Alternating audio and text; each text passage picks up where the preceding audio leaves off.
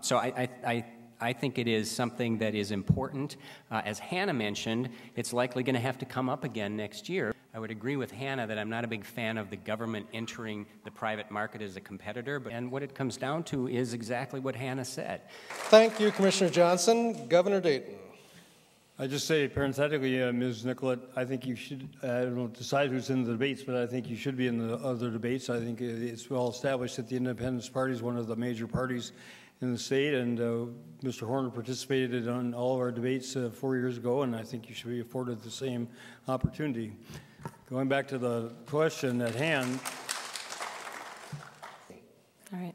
Well, I want to really thank the debate moderators and the people who held this debate for having me. I appreciate that because this is the only debate that I've been confirmed to participate in. So I sincerely thank you for that. And I also want to make a why I should probably introduce myself. I'm a mom of 2 kids. My 3-year-old and 7-year-old are over here. My husband is over here, and I'm a former software developer. And people probably wonder, what in the world does that have to do with being governor? Well, I love to solve problems, and just personally, I love to build teams. So my lieutenant governor candidate is by far the best. I encourage you to look into him. He wrote the book Eco-Commerce 101, where he presented a new model for developing ag and environmental policy. Why does that matter? Because I believe in team building. That's why we're all working, from the Independence Party, we're all working as a team together, and that's how we would like to solve problems as a state. So, why Minnesota? I love my state, and I would love to. This is absolutely my dream job. I would rather be governor of Minnesota than president of the United States.